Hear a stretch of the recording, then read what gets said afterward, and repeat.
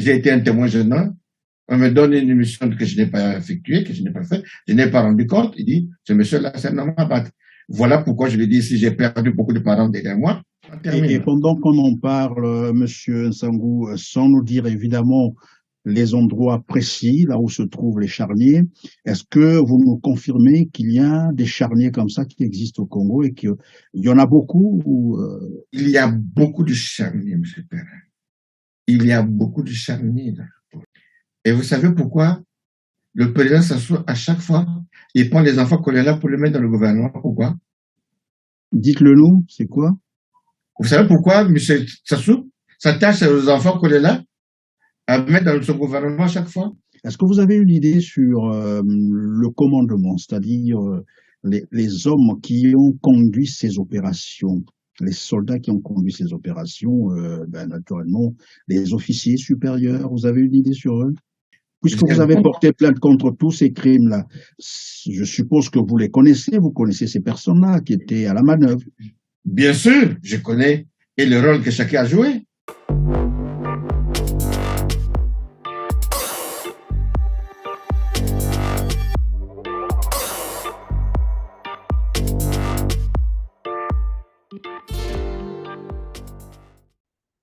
Salut à toutes et à tous, ravi de vous retrouver pour ce nouveau numéro de Droit de Savoir que je vous invite, comme d'habitude, à liker et à partager pour nous aider évidemment à parfaire notre référencement, mais aussi à vulgariser l'information.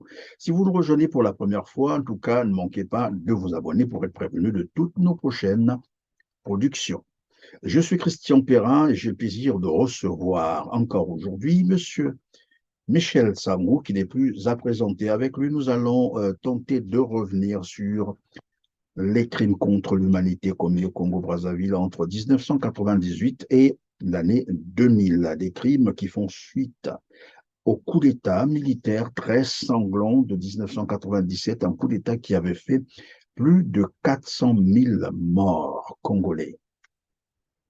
Un coup d'État faussement appelé coup d'État du 5 juin 1997. Et vous allez comprendre pourquoi. D'autant plus que ce coup d'État, en fait, part d'Owando, c'est-à-dire le 4 mai 1997, quand les agents qui assuraient la sécurité de Denis Sassou Nguesso, notamment le colonel Lingobo Bonaventure et un certain Abouya qui n'est plus de ce monde, vont assassiner froidement 4 policiers congolais en mission de service à Owando. C'est de là que tout était parti. Et donc, pour en parler, je disais tout à l'heure que j'ai le plaisir d'avoir avec moi sur ce plateau Monsieur Michel Nsangou. Bonjour Michel et merci d'être encore avec nous sur ce plateau. Merci M. Perrin et bonjour également. Je salue également M. David Piquet, notre technicien. Je salue aussi le peuple congolais qui vont nous suivre en général et tous les auditeurs qui vont suivre notre émission. Merci Michel Nsangou, ça a toujours été un plaisir pour moi de vous avoir sur notre plateau. Alors on va commencer par le coup d'État de 1997. Je l'ai dit d'entrée de jeu, faussement appelé coup d'État du 5 juin 1997. Et on va comprendre pourquoi on a voulu évidemment tordre l'histoire, comme qui dirait, vous, à votre niveau, lorsqu'on vous parle du coup d'État de Denis Sassou Nguesso de 1997. Qu'en savez-vous? Le Congolais, on doit le savoir, comme c'est intitulé votre émission. On doit le savoir. Et il nous revient, nous, aux victimes, de briser le silence et de dire la vérité. Même si aujourd'hui, le président Sassou est en train de combattre la vérité, parce que la première victime au Congo, c'est la vérité, hein, parce que c'est monsieur qui gouverne par le mensonge, qui continue à gouverner par le mensonge, et il est notre devoir de le ramener à moins à l'ordre pour dire, monsieur, voilà comment l'histoire a été établie. Alors, je reviens pour répondre à votre question. L'entrée de monsieur Sassou à Owando, il avait souhaité rentrer par Kipoy, en chefferie, c'est-à-dire que c'est ce que la population de Owando n'avait pas voulu, pour dire que ça sera une humiliation, au vu des crimes qu'il était responsable en parlant du génocide du Congo et les assassinats qui avaient poursuivi le Marien Ngouabi, ils se sont dit, ça serait une façon de se moquer du peuple. Alors, les gens ont résisté. Ils disent, tout sauf ça. Et le président Sassou n'a pas voulu. Sa garde était excitée. Voilà pourquoi il y a eu des tirs. Sassou cherchait comment déclencher la guerre. Parce qu'il s'était préparé. Revenons aussi derrière pour dire, ce n'est pas seulement à Rwanda que ça s'est préparé. Hein. Ça s'est préparé en France. Le coup d'État. Oui, on va arriver à ce niveau-là, mais restons d'abord sur Owando. Vous avez dit, en réalité, les populations ne voulaient plus le voir là-bas, suite bien sûr à ces massacres d'Ikongono, je crois. Oui, ça, oui. C'est la traque du capitaine Anga, c'est bien cela. Tout à fait, oui. Et donc, pour la population, la présence de Denis Sassou Nguesso, surtout transporté par Tipoy, était comme un défi et qu'ils avaient pas... C'était une humiliation, voilà. C'était vraiment une humiliation. Parce qu'ils savaient que il y a eu Ekonongo, dont j'ai été aussi témoin de cette histoire. J'en ai parlé une fois dans votre télévision, s'il faut-il le rappeler.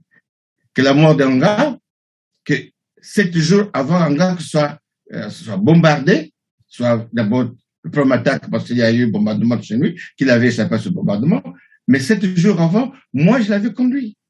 On m'avait demandé d'aller chercher Pierre Anga chez lui à domicile. J'étais accompagné par l'ancien ambassadeur Pierre Aubrou, paix à son âme, que le président avait délégué d'aller négocier avec lui pour que Anga ne puisse pas dévoiler tout ce qu'il avait vu. Parce que vous vous rendez compte qu'Anga avait fait une cassette, une vidéo qui circule jusqu'à aujourd'hui.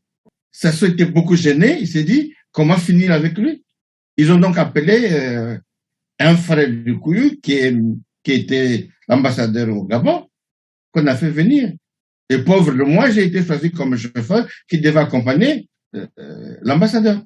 Donc, pour ne pas dire que j'ai échappé à plusieurs fois. Pour juste une petite parenthèse, on peut d'abord ouvrir cette parenthèse. Et donc, vous avez amené l'ambassadeur au bout, c'est ça? C'est comme ça? Bien au bout. Qui devrait aller négocier avec Anga, c'est ça? Il est allé négocier lorsque nous sommes arrivés à Rwanda. On est passé chez le préfet. Et 30 minutes après, il me dit, alors je vais voir ce Pierre. Je ne connaissais pas. Lui-même s'appelait Pierre, et tu croyais qu'il avait notre homonyme. Mais on arrive devant Pierre, à l'entrée de l'archevêché de Rwanda, et il y avait un barrage de militaires.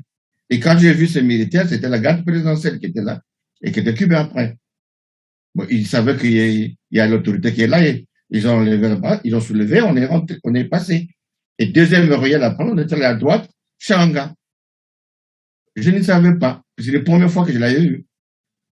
Et je l'avais répété ici pour dire, que Anga, quand ils ont fini de parler avec Pierre, avec son homologue Pierre, son homonyme Pierre, il a accompagné cet homme auprès de la voiture et ça causait. Mais l'ambassadeur parlait en patois, mais Anga le répliquait en français. Il dit non, parle en patois parce qu'il savait qu'il y a le chauffeur qui est là, il ne faut pas qu'il le suive. Et il disait non. Et c'est là où j'avais entendu, il disait non, tout ça, je n'accepterai pas. Le camarade Sassou doit assumer ses responsabilités. Il n'est pas dit qu'à chaque fois qu'il nous envoie et il ne veut pas assumer ses ordres, ça, je ne peux pas accepter ça. Donc c'était une façon pour lui de dire Denis Sassou Nguesso devrait assumer ses responsabilités. Il devait assumer, mais après, dans l'assassinat de Mariam Ngouabi. Mais oui. Ah oui. Mais après, il va se confier à moi plus tard. Pour te dire quoi exactement? Mais quand ça a raté, tu sais, puisque qu'on rappelle pour ceux qui n'avaient pas suivi, après la négociation au niveau du préfet, quand ils ont terminé, on m'a demandé de ramener le Pierre Anga chez lui. Et en sortant, nous avons vu, quand je démarrais, j'avais vu ceux qui étaient restés dans la voiture, tout le monde et toutes les voitures couraient, sautaient vite. Voyez? Moi, je croyais qu'on devait m'accompagner. Au fond, dans l'autre sens, on partait seul. Et quelques temps après, Pierre Anga me demande de klaxonner. Je lui ai dit, mais je klaxonne alors qu'il n'y a pas d'obstacle devant moi, pourquoi je klaxonne? Il m'a dit, c'est un ordre. Après, il m'a pointé l'arme. J'étais obligé de klaxonner. Au moment où je klaxonnais, vers le marché qui était à côté, j'ai vu des gens sauter avec les armes. Et les militaires qui étaient plus loin devant nous, le bouchon, il y a eu panique. Donc, ils avaient vite suivi qu'ils étaient encerclés par les paysans, par les militants, les parents d'Anga. Donc, en passant par ce bouchon, j'avais vite compris que la tension était montée parce qu'il y avait encore des Cubains, des Blancs qui avaient des armes, des lance-roquettes, alors qu'en passant, quand on était passé, ils n'étaient pas là. On arrive sur lui, il m'invite de descendre dans la voiture, venez avec moi. Je descends, il dit, il va me prendre en otage ou quoi? Après, il me dit, viens. Il rentre chez lui, il prend le téléphone, il appelle au carré, à la préfecture. Il n'y avait personne qui décrochait. Après, il me dit, vous avez suivi? Et ça veut te sacrifier, toi et moi. J'ai dit, pourquoi vous dites ça? Tu n'as pas vu que si tu n'avais pas obéi, parce que j'avais donné les ordres à mes parents, que en sortant, s'il y a une situation, j'ai demandé au chauffeur de klaxonner. Aujourd'hui, regarde, ils ont tous souffert, ils sont plus au palais. Ils sont plus à la résidence. Ils ont tous souffert. Donc, les blancs que tu as vus là, c'est des commandants qui avaient sorti pour m'abattre. Et toi, tu t'es sacrifié. Et il m'a demandé pour me dire, dites-moi, monsieur, comment vous appelez? J'ai dit mon nom, je me suis décliné. Il m'a dit, vous êtes militaire, vous avez quel grade dans l'armée? J'ai dit non, je suis un civil. Il me dit, moi, je suis le capitaine en garde. Dis-moi, c'est entre nos frères. Dis-moi, vous avez quel grade dans l'armée? J'ai dit, je suis un ancien chauffeur de l'OFNACOM qui a été détaché à la présidence. Il y a à peine 6 mois que je suis à la présidence. Voilà pourquoi. Après, il me pose la question, à la présidence, est-ce que vous connaissez Madame Okoko? J'ai dit, Okoko, Henriette, la brune, là. Elle dit, oui. J'ai dit, mais elle n'est plus à Brazzaville. On l'avait affectée à Ramakwa. Il dit, oui, oui, c'est ma cadette. Je voulais seulement savoir si réellement, ce que vous avez dit, c'est réel. Et j'ai vite compris que c'est vrai que vous êtes un civil. Mais sachez-le, que c'est pas fini. Comme tu deviens témoin de ce qui s'est fait bien du passé, sachez-le que ça ne va pas te pardonner. Ça ne laisse jamais de témoins.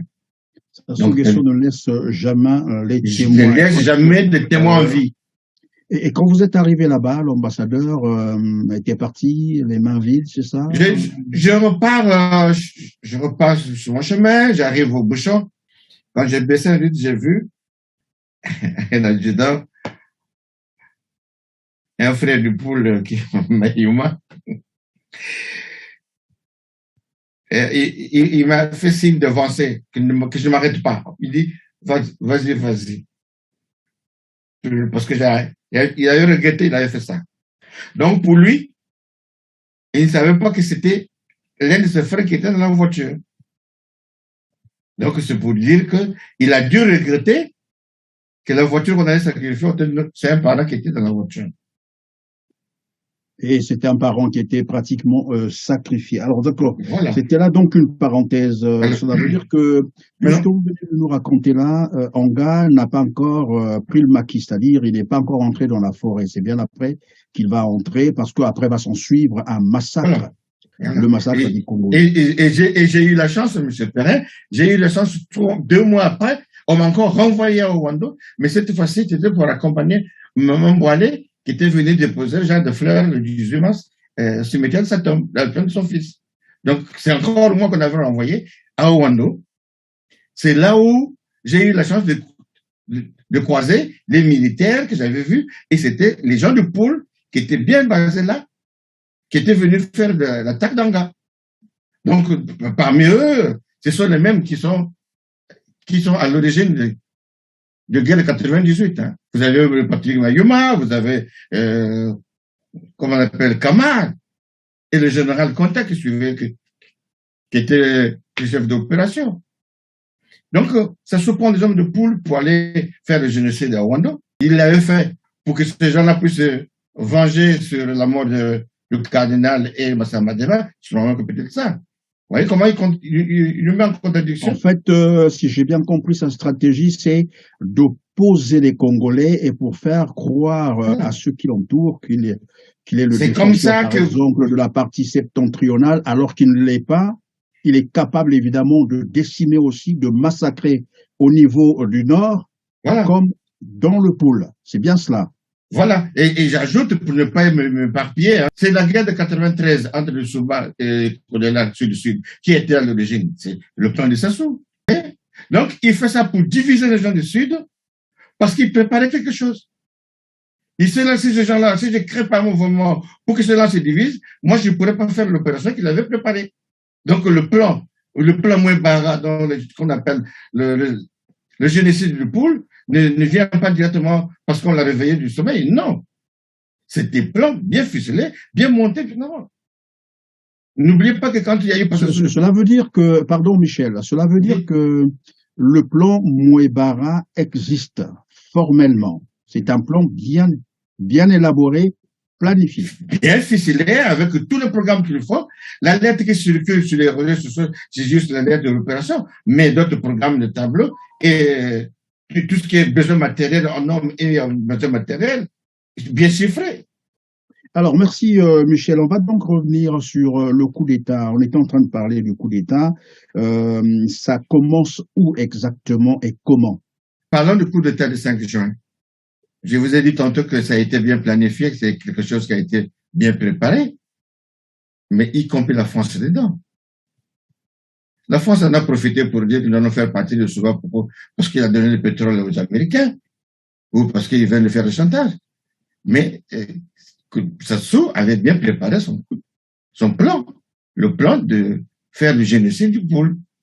Vous avez comment on appelle, notre frère qui est ici à l'opposition aujourd'hui, Mokadia, avait assisté à la réunion. Il ne refuse pas pour dire que je n'avais pas participé. Il avait préparé la réunion qui a été organisée par Elf et l'Élysée. Donc, Elf avait donné le matériel, assuré le matériel de Paris à Libreville.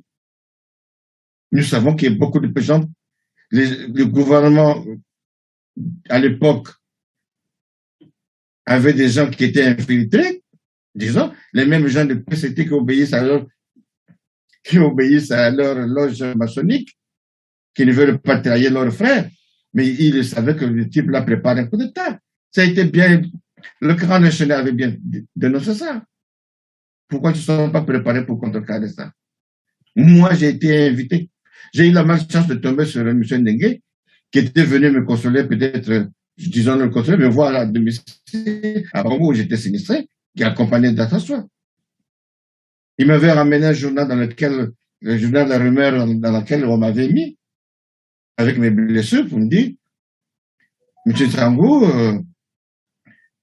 vraiment courage avec tout ce que tu as pu raconter, tout ce que tu as suivi, mais je viens te voir pour te dire que nous allons encore reprendre le pouvoir. Le président va rentrer. Et nous avons reçu des colis sont arrivés à Libreville, c'est rentré. Donc, on est venu te voir pour que tu puisses nous recruter des bons ninjas, surtout ceux qui sont proches de Bénin Kodela, pour que tu nous envoies. Ils vont suivre une formation accélérée à Oyo, c'est-à-dire à Tchambecho. Mais moi, je n'ai pas hésité d'aller dire ça à M. Bénin Kodela, que je n'avais pas rencontré. J'ai eu la chance de croiser M. Boukaka, de Bantou, qui m'a envoyé chez le secrétaire général à l'époque du MCD, c'était Michel Mambouya, qui voulait me remonter même les bulletins pour dire pourquoi tu viens de dire ça, à qui tu avais parlé. Et je lui ai dit, monsieur, je ne viens pas vous voir pour que vous me donniez de l'argent. Moi, j'ai eu la chance de connaître le pasteur de Souba avant qu'il devienne président de la République. J'ai fait du chantage à un ministre à qui j'ai dit, voici ce que j'ai fait avec le président. Si vous ne le faites pas, moi, j'allais vers le jeune. Et c'est monsieur a dit, on te va t'occuper de toi. J'ai bénéficié d'une invocation, je vais pour moi en France, mais je vais laisser ma famille. Donc, dites à monsieur Bernard Kodela, lui qui est président de Côte, pour qu'il puisse empêcher ça. Est-ce qu'on l'avait dit? Je ne sais pas. Je dirais que monsieur Mampouya, parmi que tout le monde, ceux qui avaient fui, il y a que monsieur Mampouya et d'autres qui étaient restés, dont la vie déjà sautait dans le premier gouvernement à la sortie de la guerre, avant qu'il soit remercié. Donc, disons-le que ce que nous subissons, mais dites-moi un peu, dites-moi, monsieur Nsangou, Lorsqu'on vous demande d'aller voir Bernard Kolela, s'il peut leur fournir les ninjas pour évidemment exécuter ce coup d'État, nous sommes en quelle période là? Nous sommes déjà en juin, en mai ou Non, on était à 6 mois, 5, 6 mois avant la guerre, avant le 5 juin. 5, 6 mois avant là. Parce qu'il avait des difficultés de trouver des bons éléments. Il voulait vraiment que je puisse dire, mais moi, j'ai pas de relation avec les gens des ninjas, avec les gens. Ça serait difficile et je suis en convalescent. Et ça, c'est là qu'on va encore reprendre le pouvoir. Le président va bientôt relever, il va bientôt rentrer. Et on a reçu pas mal de colis. Il parlait des colis, donc des armes, à Libreville, qui sont rentrés au Oyo. Donc voilà pourquoi on a besoin des éléments forts, surtout des ninjas, des proches qui sont derrière Bernard Kolela. Je lui ai dit tantôt pour vous confirmer que moi, je lui ai dit, j'étais obligé de leur dire, parler de coup d'État en ce moment, est-ce que ça peut passer? Est-ce que Bernard Kolela est pour? Mais c'est là où il me dira non. Vous savez, il y a longtemps qu'on devait faire partie de Souban, mais c'est lui qui bloquait. Mais comme on a vu que ce monsieur-là nous gênait beaucoup, en ce moment, il ne contrôle plus rien. On l'a écarté. Oui.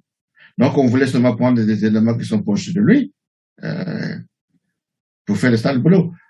Moi, si je ne l'ai pas fait, mais les autres l'ont fait parce qu'on avait des ninjas, des ninjas qui sont devenus des cobras. Et lorsque vous parlez des armes qui sont venues de Libreville, c'est ça? Elles provenaient d'où, ces armes? Ces armes venaient de la France. C'est ce qu'elle avait fourni comme arme avec le président, avec la bénédiction du président Chirac. Hein? Nous avons vu même, vous savez, comme pendant le coup d'État, l'armée française était à Brazzaville. Après, ils sont rentrés. Mais ça a été décliné, on avait dénoncé. Au niveau de l'Assemblée, l'ancien Premier ministre Jospin l'avait dit. Il dit, l'État français, le gouvernement français n'a pas envoyé l'armée française aller battre aux côtés de Sassou. Les militaires que vous voyez derrière Sassou ne sont que des mercenaires recrutés par l'Élysée. Des mercenaires recrutés par l'Élysée. Voilà. Mais alors qu'ils avaient des matériels de la France. Ils avaient la tenue française. Mais nous, on voyait que c'était des militaires, c'est l'armée française qui était là. Mais le chef du gouvernement vous dit que c'était des mercenaires. À qui faut-il croire?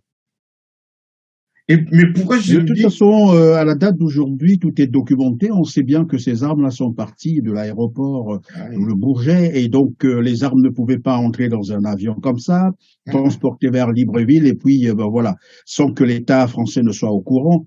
Ben, c'était une parenthèse. Et la suite après, c'est quoi? Lorsque vous êtes allé voir Bernard Kolela? J'avais souhaité aller voir ce Kolela, j'ai fait mes démarches, mais j'avais pas pu. Mais j'ai été reçu par M. Boukaka Warabantou, qui fut membre influent du parti, du bureau politique du parti MCDD, qui m'avait reçu. Et ce dernier m'avait envoyé chez Michel Mampouya, qui fut le secrétaire général du parti. Je disais, et quand il m'a écouté, il a voulu me remonter les bretelles pour me dire pourquoi tu le fais et qui t'a demandé de le faire, à qui tu as d'abord dit ça. Alors, je lui ai dit, moi, par mes relations que j'ai eues avec le président Pascal Lissouba, pour l'avoir connu avant qu'il devienne président de la République, quelques mois après, j'ai bénéficié d'une évacuation sanitaire. J'en ai eu d'abord en Afrique du Sud, ça n'a pas tenu. Là, on m'envoie en France. Mais je laisse une famille derrière moi. Vous savez, quand il y a des coups d'État comme ça, il y a toujours des victimes collatérales. Donc, je n'aime pas que les gens souffrent comme on est en train de souffrir. Donc, il faut que vous arrêtez ça. Et après, quand il a senti que moi aussi j'étais fâché, il m'a calmé pour dire, bon, merci d'avoir dit, mais ne parle plus à personne. Oui. Alors, ce monsieur Mampouya voulait vous dissuader pour que vous n'arriviez pas à rencontrer Bernard Kolela. Mais entre-temps, lui aussi était informé du coup d'État qui est en préparation. Mais il était informé parce que nous avons vu que quand il y a eu la guerre, tout le monde avait fui, lui n'avait pas fui. Et il s'est retrouvé dans le gouvernement, du premier gouvernement de Sassou, à la sortie de la guerre. Il s'agit de quel Mampouya, ça? Mais je parle de Michel Mambouya, Michel Mambouya. qui est aujourd'hui membre de l'opposition. Vous voyez comment c'est cette cacophonie-là? Hier, vous étiez membre du gouvernement, demain, vous n'êtes plus, on ressort, vous devenez membre de l'opposition, et c'est cette opposition-là que vous attendez, vous? En fait, c'est les mêmes personnes qui, voilà. Que le Congolais sache qu'aujourd'hui, qu'est-ce que nous souffrons, c'est y compris, tout le monde est responsable, y compris membre de l'opposition.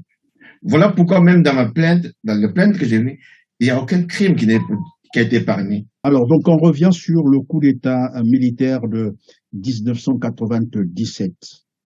Nous étions là sur la phase où vous êtes allé, vous avez cherché à rencontrer Bernard Kolela. Finalement, on vous a empêché de le rencontrer. Et la suite, c'était quoi? Mais quelque temps après, le coup d'État a été réalisé, a été matérialisé. Et donc, les armes sont rentrées à Brazzaville. Tout simplement, je vous dis que les armes étaient rentrées par Libreville. J'ai eu la chance de tomber aussi, de connaître les gens qui avaient sur le transport de ce matériel-là. Comment ils assuraient le transport de ce matériel? Mais des véhicules par véhicule? Oh, mais la route qu'il a faite de Brazzaville, de Oyo, Libreville, donc entre nous, les gens se sont canardés, sans le savoir que l'incitateur, c'était bien Sassou. C'est même lui qui avait donné les armes à Bernard Kolela. Je vous ai parlé la dernière fois, je vous ai parlé de Pierre Roba. Aujourd'hui, c'est Rossel Bassouma qui vient de dire que il avait reçu tout un véhicule chargé de matériel, chargé des armes de guerre, qui était tombé même en panne avant d'arriver à Bakongo. Pardon, vous êtes en train de dire Rossel Bakwa? Mais Rossel Bakwa, qui se proclame président de la diaspora, l'a bien dit dans les audios, qu'il a souffert lui aussi, qu'il n'est pas n'importe qui, que c'est lui qui avait pris les armes, qui est allé chercher les armes en Pila pour ramener à Bakongo. Pour quelle période, tu n'as pas confirmé, c'est en 97 ou en 93. Et ce sont les mêmes qui se disent, venez, il est temps qu'on puisse s'asseoir, les mêmes bourreaux qui vous tuent, et ce sont les mêmes qui vous appellent et disent, venez, donc, si j'ai bien compris, c'est encore là aussi une parenthèse. Finalement, ces rencontres, j'allais dire l'arrivée de Jean-Dominique Okemba et Philippe Obara, c'est pour venir visiter leurs troupes, s'il faut le dire comme ça, des gens qui travaillent avec eux et qui font du sale boulot, des criminels. Ces gens-là étaient recrutés, ils étaient rappelés en 2015 pour assurer la sécurité du président Sassou, je ne sais pas quoi, pour aller opprimer les gens, pendant que les gens disaient non au changement de la Constitution. Vous rappelez qu'à Pointe-Noire, au Congo, il y a eu 2 manifestations. Il y a ceux qui disaient oui pour le changement de la Constitution, mais ceux qui disaient non, non au changement de la Constitution le même jour, ils étaient victimes du fusillade. Lesquels qui sont partis de faire de ce boulot, c'est toujours eux. En 2016, on les a encore rappelés. Aujourd'hui. Donc, si j'ai bien compris, toutes les fois qu'ils veulent déclencher par exemple. Toutes les fois, ce sont les mêmes qui viennent. Ils n'ont pas honte de dire non, on a trop souffert, il faut arrêter tout ça. Mais ils oublient que c'est même une ninja. Mais lesquels ont souffert, en fait, c'est eux qui ont fait souffrir les autres. C'est ce que voilà la réalité. De qui se moquent-ils, ces gens-là? Hein? C'est eux qui tuent, qui massacrent, et les mêmes qui, un matin, peuvent dire on a trop souffert, allons-y négocier. Nous, on a failli croire à certains, pour ne pas dire, avant d'eux qui avaient demandé, Papa Michel, le problème de l'enfant, moi je voulais intervenir là-dessus. Je lui ai dit, si tu veux le faire, mais en l'unité. Vous vous prêchez pour dire, cette fois-ci, nous devons être unis, oublier tout ce qui s'est passé, mais pas dans les Jésus. Aujourd'hui, voilà ce qui se passe aujourd'hui. Ok, monsieur Sangou, on va revenir sur un autre sujet parce qu'il s'agit ici de parler des crimes contre l'humanité qui ont été perpétrés au Congo-Brazzaville entre 1998 et 2000. Alors, ces crimes, évidemment, je disais d'entrée de jeu, avaient été précédés par un coup d'État militaire. Et là, vous êtes en train de nous dire que finalement, le coup d'État militaire a commencé depuis bien longtemps. En fait, c'est un plan qui avait été établi depuis fort longtemps et qui, certainement, que c'est juste un paragraphe du plan Mouebara. Et donc là, on est allé prendre les armes, sinon les armes ont été fournies, c'est ce que j'ai cru comprendre lorsque vous m'avez répondu tout à l'heure. Les armes venaient de la France via donc Libreville avant d'arriver au Congo. Dans ce coup d'État, il y a eu la participation, évidemment, des armées étrangères aux côtés de Denis Sassou Nguesso. On nous parle des Rwandais, des ex-FAS, des Centrafricains, des Angolais, et puis des mercenaires étrangers. Mais qu'est-ce qui, finalement, après avoir marché sur 400 000 morts congolais, il a eu le pouvoir qu'il cherchait? Qu'est-ce qui peut expliquer qu'après avoir pris le pouvoir par coup d'État, qu'il lance encore une expédition militaire dans le département du Poul, un an après? C'était pourquoi? Quelle était l'ambition? C'était pour quel objectif, en fait? Mais cela signifie que, ça s'explique plutôt qu'il voulait, c'était pour mettre son plan de détermination du peuple du Poul par le plan Mouebara, qui n'était pas satisfait du nombre de morts pendant les coups d'État de 97, 98. Il s'est dit, donc, il s'est dit, il est temps de mettre le plan en exécution.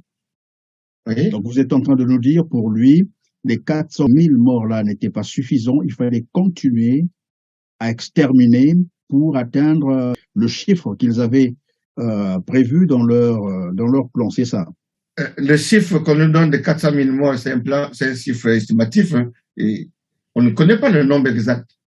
N'oubliez pas qu'il y a beaucoup de corps qu'on avait brûlés et puis d'autres corps qu'on avait jetés dans le fleuve. Un bon nombre de corps a été repêchés par les paysans tout le long du fleuve vers le Bas-Congo, entre le Bas-Congo et le Poul.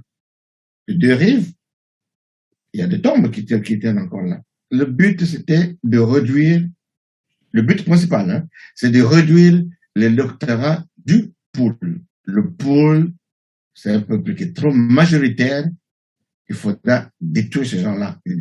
Voilà. Et pour qu'ils restent tranquilles à ce pouvoir, c'était qu'une fois-ci, le peuple du Poul, il arrivait à les mater, il pourra être tranquille à son pouvoir. C'était ça. Voilà pourquoi on m'avait demandé d'aller et recruter en secret, en catimini, les ninjas proches de Bernard Corella. Non pas seulement on m'avait dit d'aller voir Bernard Corella, non. Je voulais rectifier là-dessus pour le peuple ça, qu'on m'avait pas demandé d'aller voir Bernard Corella. C'est moi qui ai cherché d'aller voir Bernard Corella pour lui rendre compte de ce que j'avais voulu dire comme secret d'État. Pour dire, je ne fais pas partie de ça, il faudra que j'enlève. D'abord, c'est le but aussi dans lequel j'étais obligé de fuir le pays, parce qu'on ne s'est jamais rencontré avec un dingue avec tout ce que j'ai pu subir après. Parce que pour lui, j'ai été un témoin gênant. On me donne une mission que je n'ai pas effectuée, que je n'ai pas fait, je n'ai pas rendu compte. Il dit, ce monsieur-là, c'est un homme à battre. Voilà pourquoi je lui dis, si j'ai perdu beaucoup de parents derrière moi. Et dernièrement, monsieur Perrin, vous savez qu'en 4 mars, le 4 mars, il y a eu des armes de destruction massive qui ont explosé en plus là. Et ceux qui étaient allés jeter ces armes-là, c'était le chef de la délégation, c'est le général Conta, suivi de mon frère à moi, le colonel Lebolo, qui fut le commandant de logistique de l'armée. Et depuis la Chine, il m'a appelé pour me dire, ah, Michel, j'arrive, on est de centre de transit à Paris, je veux essayer de donc je viens de chercher à l'aéroport. J'ai pris mon voiture, j'arrive à l'aéroport, je vois le général Conta avec quelques-uns. D'autres délégations étaient partis. Et dès que le général Conta m'a vu, puisqu'il me conseille, il dit, mais mon colonel, vous avez la même ressemblance avec Michel? Quoi, c'est votre frère?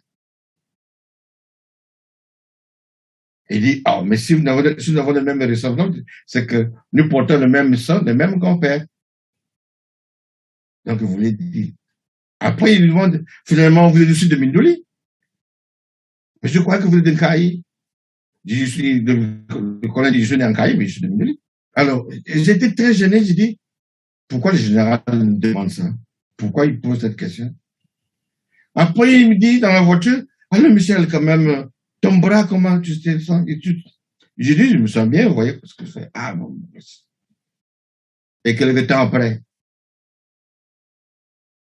mon frère a été sacrifié. Ils sont allés rendre compte que Michel est parent du général, du colonel Lebolo, alors que le pauvre était sur il était sur le tableau de renforcement pour passer général, on l'a sacrifié. Donc, Alors, on revient sur les crimes contre l'humanité de 1998. Est-ce que vous avez une idée sur le commandement, c'est-à-dire les hommes qui ont conduit ces opérations, les soldats qui ont conduit ces opérations, naturellement, les officiers supérieurs, vous avez une idée sur eux? Puisque vous avez porté plainte contre tous ces crimes-là, je suppose que vous les connaissez, vous connaissez ces personnes-là qui étaient à la manœuvre. Bien sûr, je connais et le rôle que chacun a joué. Hein? Est-ce qu'on peut nous en citer quelques-uns, quelques têtes? Bien entendu. Non, on ne pourrait pas les citer. Peut-être pas tout le monde. Rendez-vous seulement compte que, à la sortie de la guerre, ceux qui étaient colonels sont devenus des généraux. Les capitaines ont envie de sauter comme commandant et puis comme colonel. Donc, ils étaient tous récompensés. Oui, mais monsieur Tsangou, nous sommes suivis par le monde, les gens nous suivent. Et ceux qui nous suivent ne connaissent pas, enfin, tout le monde ne connaît pas forcément ce qui s'est passé au Congo-Brazzaville. Est-ce qu'on peut avoir quelques noms, tout de même, pour les raisons de non, je veux seulement vous donner un nom d'une personne à qui j'avais tendu une lettre que je vais peut-être tout à l'heure lire ici. Oui. Une lettre que je vous montre ici, qui porte le cachet de l'ambassade et du tribunal de pour le génocide. Ok. Cette lettre-là, je l'avais donnée à l'ambassade, au tribunal et à la présidence de la République ici. Je vous lirai également la réponse du président de la République et la réponse du ministre des Affaires étrangères. Plus loin, dans la ville, quand j'ai appris que dans la ville où j'étais à Champs, disons à 5 km de chez moi, plutôt à 10 minutes de chez moi, j'avais vu la présence du général Obéli. J'ai dit, celui-là, je le connaissais bien. Lors du décès de son père, c'est moi qu'on avait envoyé à Kinshasa avec un gros véhicule pour aller chercher la pierre tombale de son père. Vous voyez? Et il m'avait témoigné pour me dire, quand il a lu lors de mission, le nom du chauffeur s'appelait Michel Nsangou, il sort, il dit, j'allais te confier un parent pour t'accompagner, mais dès lors que tu portes le même nom comme moi, donc tu es mon homonyme, va chercher la pierre tombale qu'on puisse enterrer notre père, toi et moi. Je dis, fais-moi confiance. Donc, avant que Alors, je reviens. Avant que vous nous lisiez les autres lettres que vous nous avez présentées, là, est-ce qu'on peut commencer par le général? Je lui ai fait faire signer une procuration. Qu'est-ce qui s'est passé? Dans la même semaine, je revenais de l'ambassade. Quand j'ai vu que j'avais le courrier, j'ai dit, bon, ça tombe bien, même si j'ai envoyé ça d'une manière officielle. Lui, c'est un commandant de l'unité qui est là, du commandant de bataillon. J'ai dit, j'irai le voir. J'arrive à son hôtel, là où il était logé, pour lui remettre ce courrier. Je me suis présenté pour dire, dites-le qu'il y a un ancien chauffeur de la présidence qui est là. Et bon, lui, quand il a appris le nom du chauffeur de la présidence, il s'est dit, bon, c'est peut-être les gens qui viennent réclamer quelque chose ou de l'argent. Donc, il me dit, il a sous-estimé ma présence. Il dit, faites-le rentrer. J'arrive là, il était à côté. Il avait un invité qui était monsieur Lacroix. C'est un Français qui est expatrié, homme d'affaires à Brazzaville. Et voici ce qu'il lui disait. Monsieur Lacroix, je vous apprends que au niveau de la présidence, le président, on est en train de lui tromper pour dire que les Batékés veulent faire un coup d'État. Donc, de ce point de vue, nous, on est mal vu. Et même le général Loba, vraiment, ça semble pas être bien parce que les gens tentent de tromper le président, alors qu'il oublie que c'est moi qui ai sauvé le président de la République pendant la rentrée d'Intumi à Brazzaville. Quand Intumi voulait prendre les fonctions à Brazzaville, après les accords qu'ils avaient signés. Il dit, ah bon? Moi, je suivais, j'étais là, j'attendais mon tour pour me recevoir. Il dit, vous savez quoi? Quand on a senti que c'était un coup d'État qui était monté, c'était pas pour venir prendre le boulot ou prendre ses fonctions, Mais on a demandé qu'on mette l'hélico en marche, en mouvement. Et surtout, cette panique-là, j'en fuyais. J'ai demandé à mes gardes qui étaient au pont de Douai de tirer. Ils ont baissé les camions, il y a eu 15 morts. Voilà comment j'ai sauvé le président de la République. Alors qu'il était à Bissau, il était à Addis Abeba. Alors, tout ça, il disait qu'il parlait contre qui? Contre Ndengue et Okemba. Qu'est-ce que je veux là-dessus? Et ça, c'est le général. Le général qui rencontre un Français qui était à côté. Un Français. Et ce Français-là, il réplique aussi, dit, mais mon général, on ne blague pas avec le pouvoir. La dernière fois, il t'avait dit que cet homme qui t'embêtait là. J'ai dit, moi, je veux m'occuper de lui. Mais tu ne voulais pas me quoi dire, laisse tomber, tomber. Mais tu sais ce que j'ai fait? Je lui ai donné le poison, j'ai dit, allez, terminé. Aujourd'hui, on est tranquille là. J'ai dit, mais, je me disais, merde, demain, comment je vais m'en sortir d'ici? Attendez, monsieur Nsangou, ce que vous êtes en train de dire là, c'est authentique, c'est vérifiable. Vous pouvez le prouver, c'est vrai ça?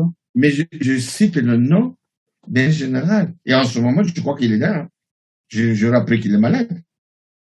Le plus souvent, tous comment on appelle, les Michel Ngakala et tout le monde, ils sont rattrapés par les effets de guerre et ils sont tous malades. Vous voulez, mais pourquoi, à qui je me plaire pour dire tout ce que je sors là? Mais ça y est dans ma plainte. Ce que je vous dis, ça y est dans la plainte. Hein? Alors, qu'est-ce qui s'est passé? À la fin, il a libéré le premier occupant qui était avec lui. Après, il s'est tourné vers moi. Alors, c'est quoi, mon frère? Quel est votre problème? J'ai dit, mais moi, je vous ai ramené un courrier que j'ai envoyé au président de la République. Mais dès lors que j'ai appris que vous êtes tel, que je suis pas loin du quartier, je suis du quartier également, et j'en ai profité pour vous dire. Je sais pas si vous vous rappelez aussi de moi. Il dit, ah non, je vois la figure, mais ça me dit, il dit, ah, j'ai dit, j'étais au parc autour, au protocole également, mais c'était moi qui devais envoyer à Kinshasa pour aller chercher la pierre tombale de papa, de votre défunt père, que j'avais amené, que j'avais déposé au village. Et c'est moi aussi qui avais laissé plus de 3 camions de sable, parce que j'avais demandé à des parents, mais où est la maison du commandant? Il dit non, il n'a pas de maison ici. Quand il arrive, il vient seulement dormir dans la maison de son frère. Alors que plus loin, j'avais vu une carrière de sable, j'ai dit, cherchez des pelles, on va chercher le sable, on va l'amener. C'est moi qui t'avais laissé le 3 camions de sable, le tas de camions de sable que tu avais laissé. Je ne sais pas comment il m'est arrivé, l'idée que j'avais eue. Après, il a parlé en patois, il a dit, Imbengu. Mon Dieu. Ça voulait dire quoi? Je ne sais pas. Imbengu, je ne sais pas.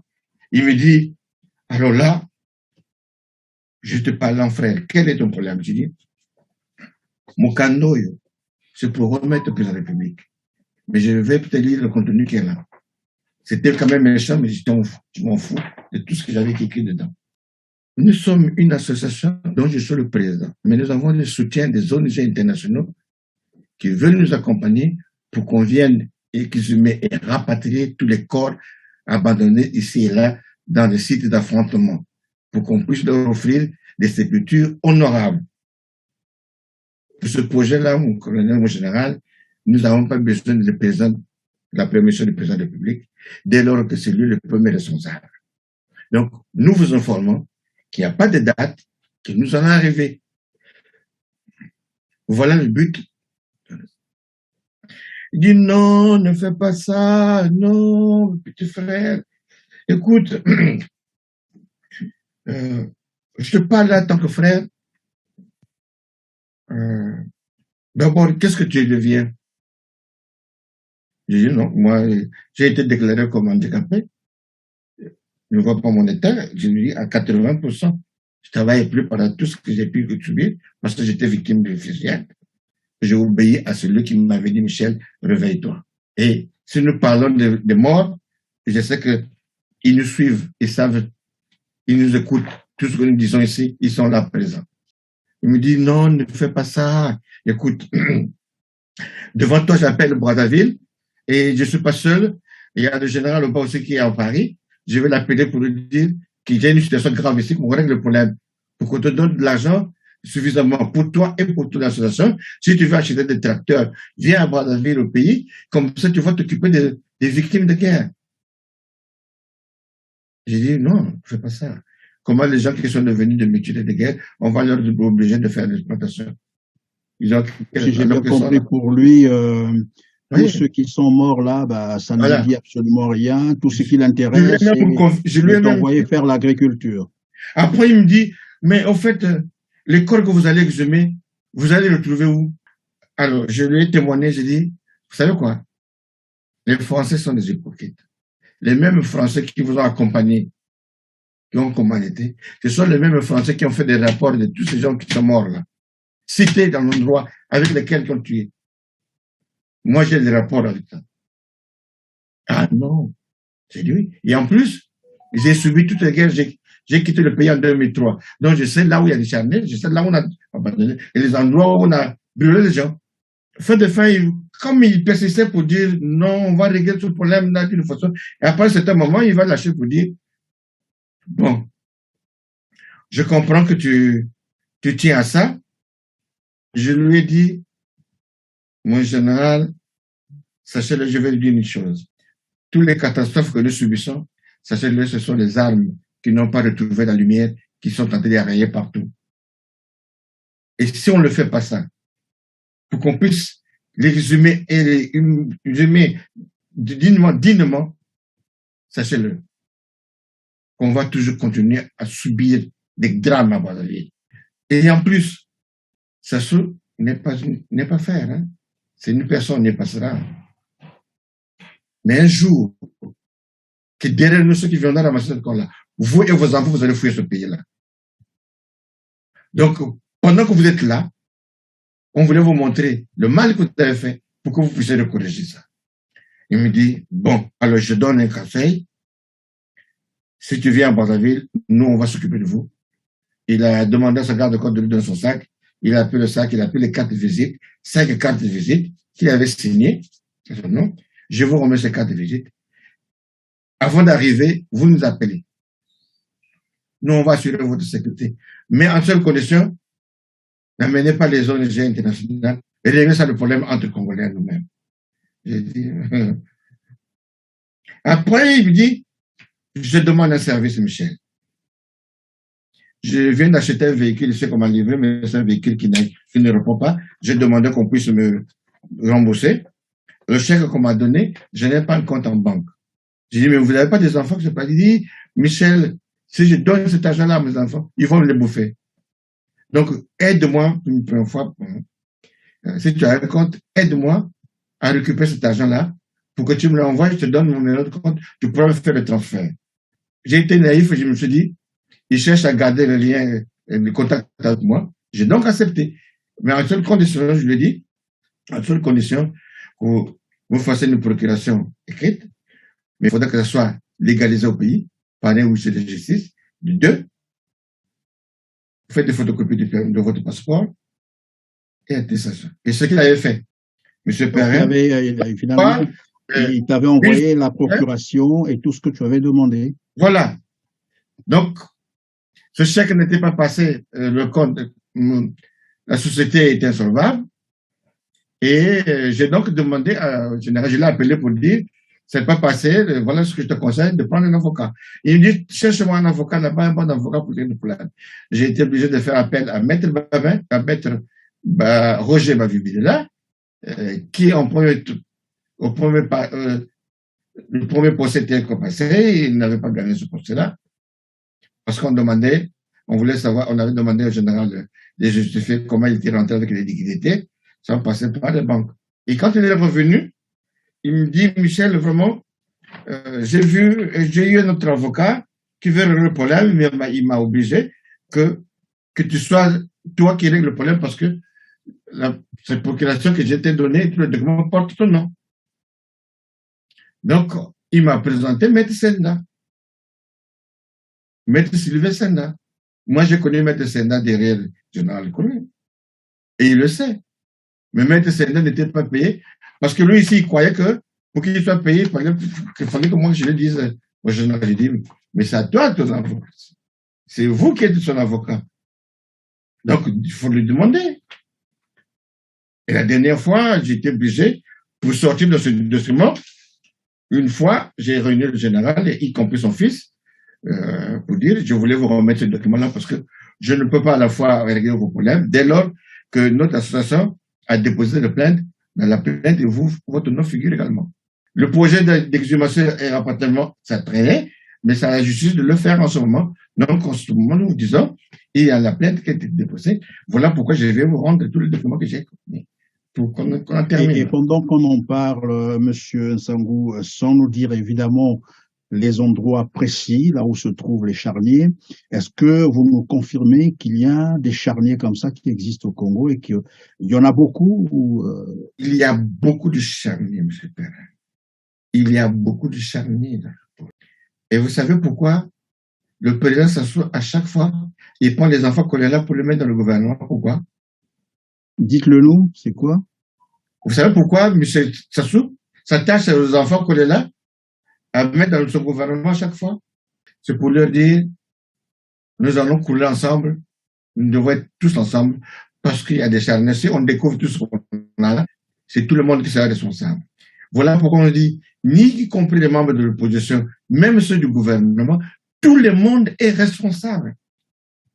Au Congo, personne ne vous dit qu'il y a des charniers, mais il y a des charniers partout.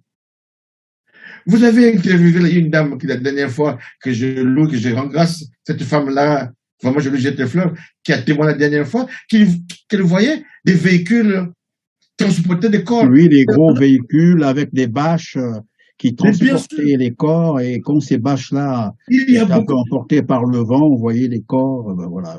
Et, tu vois, elle avait dit la dernière fois, quand elle avait retiré qu'elle dormait, hein, quand il y a eu une détonation, elle s'était tous les ans. Mais c'est vrai ce qu'elle avait subi. Les détonations des âmes, tu perds carrément, non pas le contrôle, ton âme sort. Alors donc par vous, je peux avoir cette confirmation, lorsqu'ils ont lancé l'expédition militaire dans le Poul, appelons ça génocide. De toute façon, depuis le début, vous nous avez démontré que finalement le plan Moïbara existe. Il est formel, il existe. C'est un plan qui a été planifié, donc c'est un génocide. Et donc, lorsqu'on partait massacrer les gens dans le département de Poul, pour effacer les traces, on prenait certains corps qu'on transportait ailleurs pour aller probablement les enterrer ou les incinérer, c'est cela. Monsieur Perrin, je voulais rajouter quelque chose avant que je puisse répondre à votre question. Vous savez, l'appellation de génocide de l'Ari, ça c'est le fait des avocats et maîtres Nkunku qui voulaient précipiter. Alors qu'ils savent que moi je l'avais dit, le génocide des populations parlant l'Ari. L'Ari c'est une langue de communication, une communauté.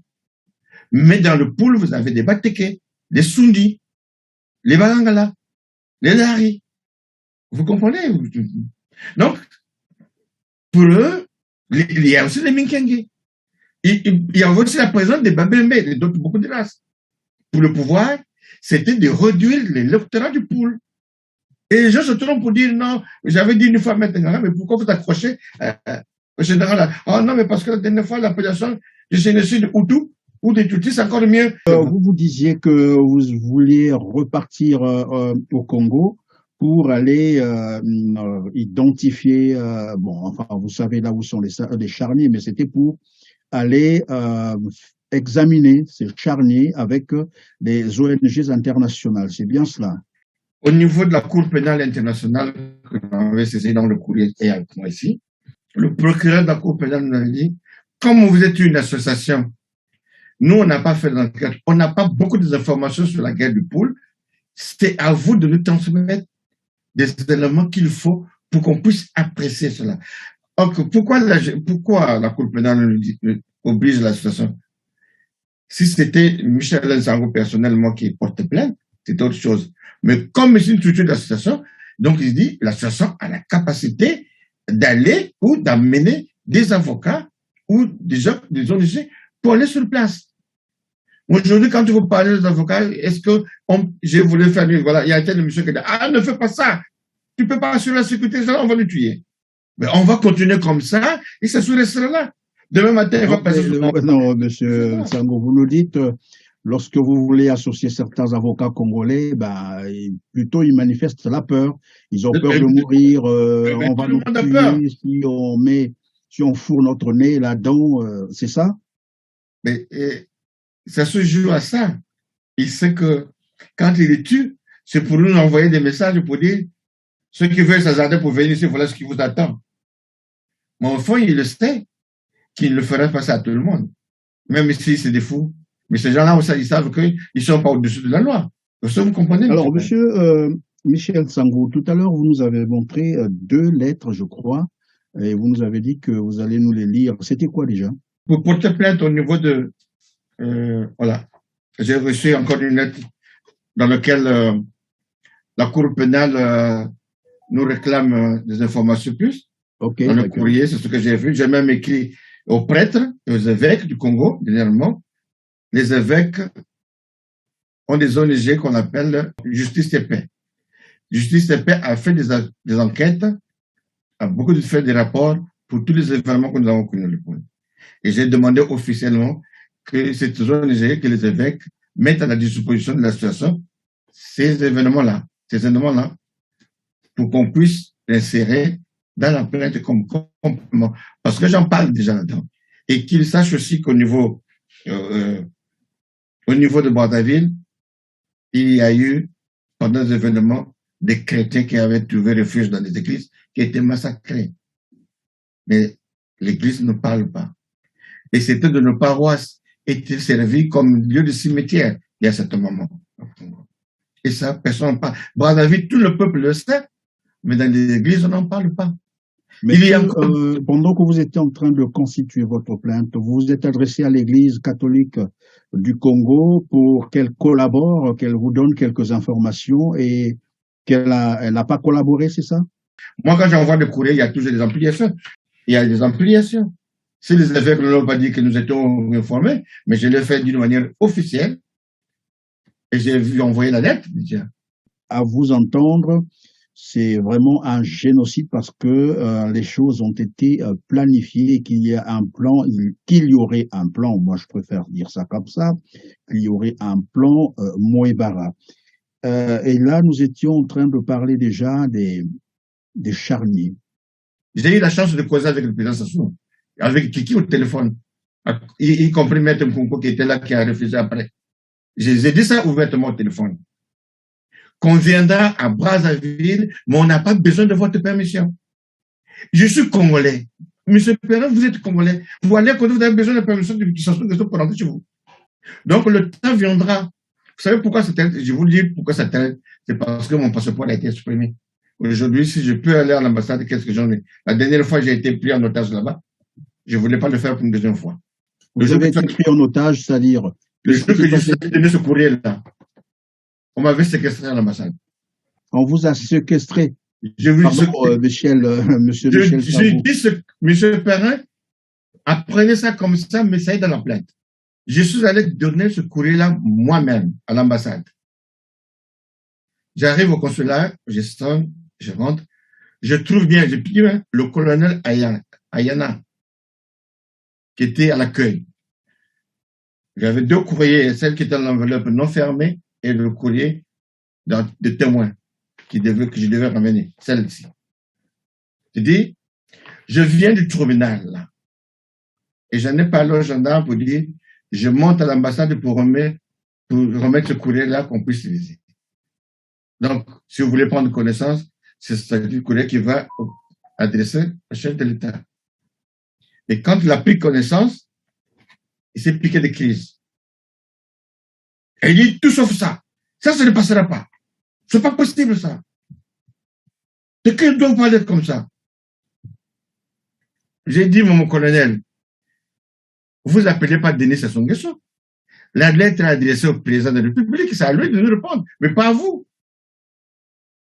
Elle dit, ah bon? Nous allons voir ça. Attendez-moi. Il donne les ordres au portail.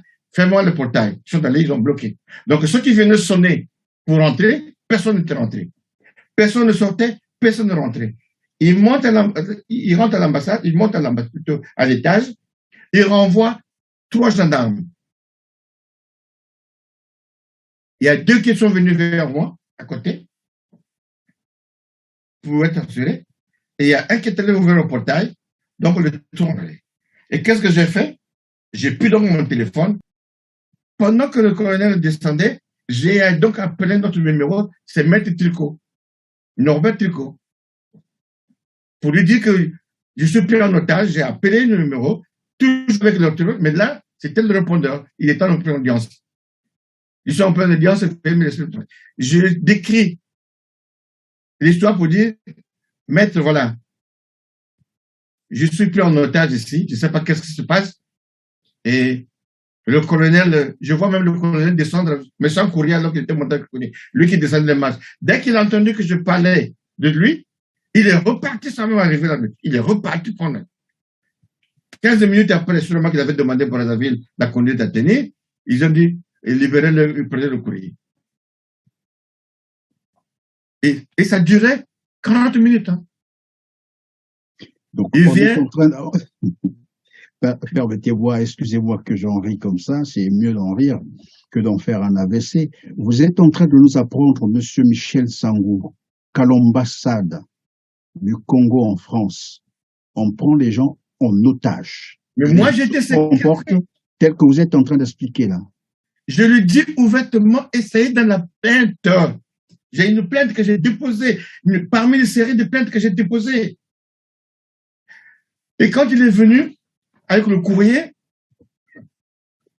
il a fait quoi? Il me l'a remis. Bon, alors, voilà votre courrier. J'ai dit, mais vous n'avez pas signé? Mettez le cachet. Il a mis le cachet, il me l'a remis. J'ai dit, non, c'est pas suffisant. Mettez la date et signez-le. Il me dit, où je veux signer? Un colonel comme ça qui me dit, où je veux. Je dis, mais là où vous avez mis le cachet, mettez-le. Il a signé. Et quand j'ai pris le courrier, il me dit, en fait, vous n'avez pas donné votre pièce d'identité. Je lui ai donc donné mon titre de séjour. Il a pris la photocopie. Oh, mais ça devait accompagner d'un passeport. J'ai dit, c'est le même que vous m'avez donné, c'est votre passeport. Mais il a exprimé, il a pris la photocopie. Il m'a remis. Et je lui ai dit, mon colonel, ce que vous venez de faire ne passera pas. Ce n'est que du parti remise. Nous allons nous retrouver. Et je souhaite. Donc, on est en train de comprendre que finalement, à l'ambassade du Congo, en France, on peut séquestrer les gens, on peut aussi tuer parce que finalement, si vous n'aviez pas réagi, si vous n'aviez pas votre téléphone, ça serait très mal terminé pour vous. Probablement qu'on vous aurait découpé comme on a découpé. Je ne sais pas qu'est-ce qui devait se passer. J'ai oublié un petit détail. En fait, quand je l'ai vu monter, quand je l'ai vu plutôt descendre, et qu'il a su que je parlais de lui, il est reparti, il a encore envoyé d'autres gendarmes qui sont sortis de l'ambassade. Je crois que c'est pour aller voir dans la rue s'il y avait des camions de la police qui étaient stationnés ou pas. Plus loin. Oui, monsieur Michel Sangou, voilà pourquoi je suis en train de dire, vous encore, vous avez la chance. Vous avez votre téléphone, vous avez des personnes à qui vous pouvez appeler. Mais imaginez que quelqu'un congolais dans votre situation à vous se retrouvait là-bas, qui n'avait pas son téléphone. Eh ben, voilà pourquoi je dis on pouvait aussi le découper comme on a découpé Jamal Khashoggi, le Saoudien. Mais c'est pareil, il faut que le Congolais le sache. Que ceux qui sont tourés par ça, ceux qui sont nommés dans différentes fonctions, la plupart c'est des criminels. Monsieur Michel Sangou, avez-vous déjà eu un contact direct, un entretien direct avec Denis Sassou Nguesso? Pendant mes événements, pendant tout ce que j'ai fait là? Oui, ou avant? Non, avant, vous venez dire que c'est mon dernier mot, mais si je vous dis que je vous témoigne que cet homme m'avait vu dans sa petite chambre, là où il cache son argent, je vous dirais, mais qu'est-ce que vous nous racontez là encore? Je l'avais dit une fois, que j'ai été convoyé de fonds qui revenaient de Libreville, parce que c'est l'argent de l'époque qu'il est gardé à Libreville, où il y avait des banques entre lui et le président Bongo. Donc, pour payer les salaires, pour compléter les salaires des gens, l'argent venait de Libreville. Et ce pauvre moi, c'est moi encore qu'on prenait comme chauffeur. On me prenait n'importe quel heure. Michel, il y a le colonel qui arrive, il faut être à l'aéroport. Les vols n'étaient même pas annoncés. Donc, il fallait monter à la tour pour demander si Libreville, il y a un vol qui est prévu. Il dit oui, mais c'est à 2 heures du matin.